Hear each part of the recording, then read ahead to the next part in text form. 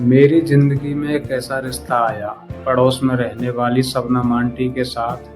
दोस्तों, शुरू में सब एक सामान्य जान पहचान थी, लेकिन धीरे धीरे एहसास इतना गहरा हो गया कि हर दिन उनसे मिलने का बस इंतजार रहने लगा।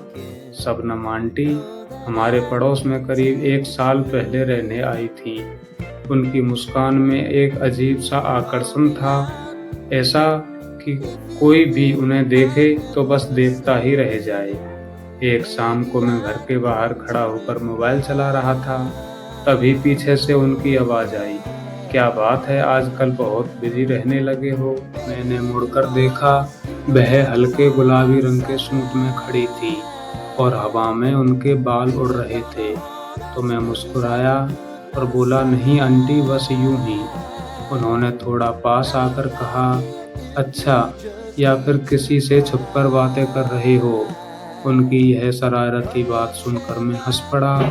उस दिन पहली बार हमने काफ़ी देर तक बातें की और मुझे महसूस हुआ कि उनके साथ समय बहुत जल्दी बीत जाता है। कुछ दिनों बाद रात के करीब 10 बजे थे और मैं छत पर टहल रहा था।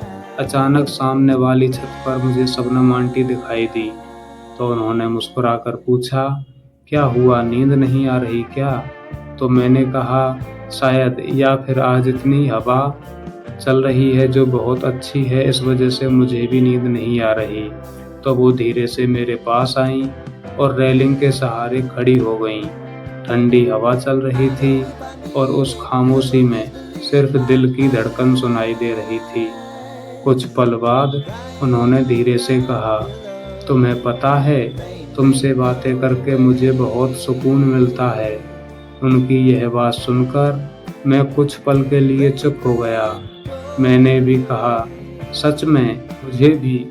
जब आप आसपास होती हो तो सब कुछ अच्छा लगने लगता है।" तो उन्होंने मेरी तरफ देखा, उनकी आंखों में हल्की सी चमक थी। "सच?" मैंने सिर हिलाया। उस पल में जैसे हम दोनों के बीच की दूरी अपने आप कम हो गई थी। उस दिन के बाद हमारी मुलाकातें बढ़ने लगीं, कभी शाम को चाय के बहाने, तो कभी छत पर बातें, तो कभी यूं ही गली में खड़े-खड़े लंबी बातें होने लगीं। हर मुलाकात में एक नया एहसास होता था।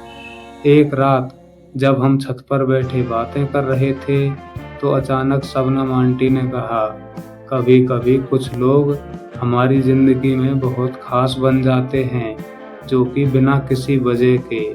तो मैंने कहा, "कैसे?" तो वो मुस्कुराईं और धीरे से बोलीं, "जैसे तुम।" उस पल दिल की धड़कन इतनी तेज़ हो गई थी, मुझे लगा कि वो मेरी धड़कनें भी सुन लेंगी। हम दोनों कुछ देर तक चुप रहे, लेकिन उस खामोशी में भी बहुत कुछ कहा जा चुका था। उस रात जब मैं अपने कमरे में लौटा, तो एक बात समझ आ गई थी, कुछ रिश्ते सिर्फ नाम से नहीं बनते, कुछ रिश्ते दिल के एहसास से बनते हैं। और शबनम आंटी के साथ मेरा कुछ ऐसा ही रिश्ता था, एक खूबसूरत एहसास जो आज भी यादों में उतना ही ताज़ा है।